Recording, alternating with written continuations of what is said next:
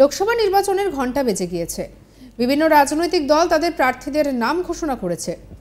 সেই মতো ভোটের প্রচারও শুরু করেছে রাজনৈতিক দলের প্রতিনিধিরা। সেই মতো রানাঘাটের প্রার্থী জগন্নাথ সরকারের সমর্থনে জনসভা করেন বিরোধী দলনেতা শুভেন্দু অধিকারী। আর এই জনসভায় এসে কেন বিজেপি প্রার্থী জগন্নাথ সরকারকে ভোট দেওয়া উচিত সেই বিষয় নিয়ে খোলাখুলি বুঝিয়ে দিলেন রাজ্যের বিরোধী দলনেতা। তিনি বলেন, কেন রানাঘাটের সাধারণ মানুষ জগন্নাথ সরকারকে ভোট দেবেন। আর সেই কথাতেই উঠে এসেছে লক্ষ্মীর ভাণ্ডার প্রসঙ্গ। তিনি ভরসা রাখার মতো কথাও বলেছেন। তিনি বলেন, বিজেপি সরকার ক্ষমতায় এলে ৩,০০০ করে টাকা দেওয়া হবে লক্ষ্মীর ভাণ্ডার প্রকল্পে। অর্থাৎ এক কথায় এটা স্পষ্ট যে লক্ষ্মীর ভাণ্ডার লোকসভা ভোটে একটা বড় ফ্যাক্টর হতে পারে, কারণ লক্ষ্মীর ভাণ্ডার নিয়ে দড়ি টানাটানি শুরু হয়ে গিয়েছে। এর আগে রাজ্যের বিরোধী দলনেতা বলেছিলেন যে বিজেপি ক্ষমতায় এলে লক্ষ্মীর ভাণ্ডারের টাকা ৫০০ থেকে বাড়িয়ে ২,০০০ করা হবে। এবার বিরোধী দলনেতা বলেন যে লক্ষ্মীর ভাণ্ডারের টাকা বন্ধ হলে তিনি আছেন, আর বিজেপি সরকার ক্ষমতায় এলে লক্ষ্মীর ভাণ্ডারের টাকা বাড়ানো হবে। কি বলছেন শুভেন্দু অধিকারী, শুনবো। আমি চ্যালেঞ্জ করলাম মমতা ব্যানার্জি, হারিয়েছি তো, আমি আমার কাছে হেরেছে তো, আমি তো টেস্টেড ট্রাস্টেডও বটে, তাই তো বিশ্বাস করেন তো বিশ্বাস। আমি কথা দিয়ে যাচ্ছি, ছুঁতে বলুন একটা মাকে লক্ষ্মীর ভাণ্ডার। ওটা কি মমতা ব্যানার্জির কি পৈতৃক সম্পত্তির টাকা নাকি ট্যাক্সের টাকা? বিজেপি এলে আগে বলতাম ২,০০০ করে দেবো, এখন বলছি বিজেপি সরকার করলে ৩,০০০ করে দেবো, ৩,০০০ করে দেব। আর যদি কাউকে টাচ করে আপনারা, আমি দায়িত্ব নিয়ে বলে যাচ্ছি, আমার এখানেই তো গত ৩ বছরে কতবার আসা হয়ে গেছে, ৫০ বার মিনিমাম আসা হয়ে গেছে। কালী পুজো থেকে অ্যাক্সিডেন্ট করে পুলিশ মেরেছিল বর্ডারে, তার বাড়ি হাঁসখালির সেই ছোট্ট মেয়েটা মনে আছে, জ্যান্ত জ্বালিয়েছে উপপ্রধানের বেটা। আমি বারে বারে এসেছি আপনাদের কাছে, ভরসা রাখুন।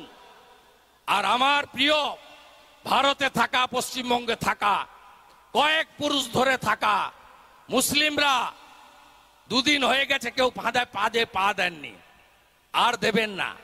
সিদ্দিকুল্লাহদের টুপিতে পড়বেন না। দায়িত্ব নিচ্ছি, একজনেরও ক্ষতি হলে আমি আমার এমএলএ শিপ থেকে রেজিগনেশন দিয়ে দেব।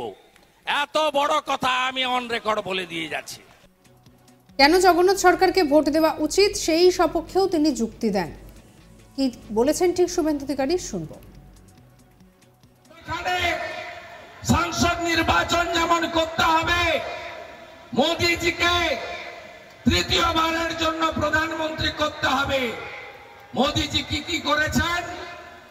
মোদিজি ভারতবর্ষে ১৭৫টা স্কিম তিনি তৈরি করেছেন, যে স্কিম বহুজন সুখায়, বহুজন হিতায়, সকলের মঙ্গলে কাজে লেগেছে। নরেন্দ্র মোদীজির নেতৃত্বে 14 কোটি ইজ্জত ঘর, 4 কোটি আবাসের বাড়ি, 13 কোটি পিএম কিষাণ সম্মান নিধি, 11 কোটি উজ্জ্বলার কানেকশন, 250 কোটি মানুষকে করোনার ফ্রি ভ্যাকসিন, 82 কোটি মানুষকে প্রধানমন্ত্রী অন্ন সুরক্ষা যোজনায় মাথা পিছু মাসে 5 কেজি করে চাল বা গম বা আটা বিনামূল্যে 29 সাল পর্যন্ত দেওয়া, জনধন যোজনা থেকে, মুদ্রা স্কিম থেকে, প্রধানমন্ত্রী কৌশল বিকাশ কেন্দ্র থেকে শুরু করে গোটা দেশে আয়ুষ্মান ভারত, প্রধানমন্ত্রী ফসল বীমা যোজনা, আমি কত কথা বলবো, লম্বা তার তালিকা। এটাই নরেন্দ্র মোদীজি করেছেন।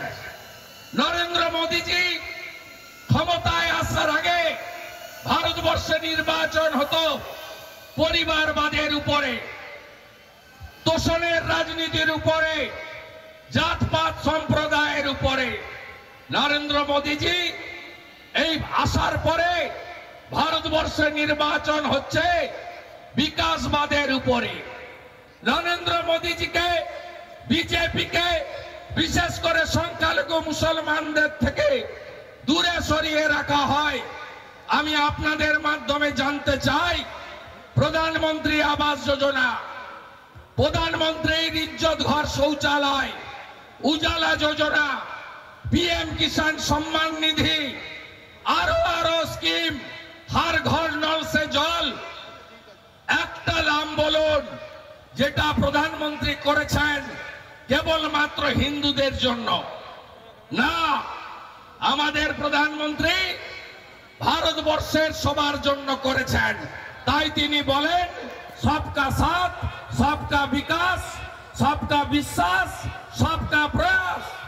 ভারতবর্ষ মানে হিন্দুস্তান, সনাতন সংস্কৃতি।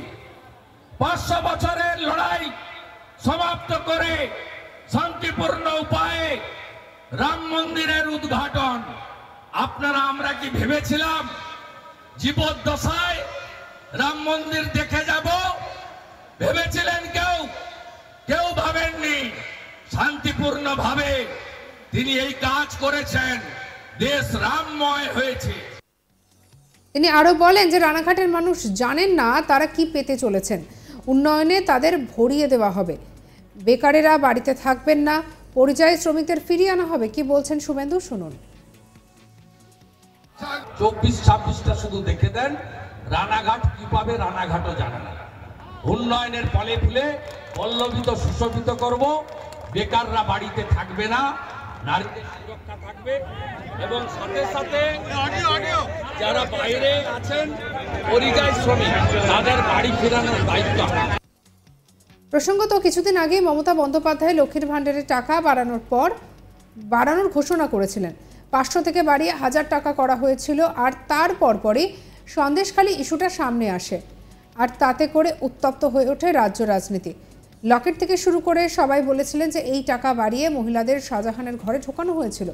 এবার সেই লক্ষ্মীর ভাণ্ডার উঠে এলো শুভেন্দু অধিকারীর কথায়, আর এই স্কিমকে সামনে রেখেই ভোট চাইছেন শুভেন্দু অধিকারী। মমতা চোর, এটা জানেন তো? চাকরি চুরি করেছে জানেন তো? ভাইপো কয়লা বালি গরু খেয়েছে জানেন তো? জানেন তো? রেশন চুরি করেছে বাকিপুর আর বালু। আমি চ্যালেঞ্জ করলাম মমতা ব্যানার্জি, হারিয়েছি তো আমি, আমার কাছে হেরেছে তো।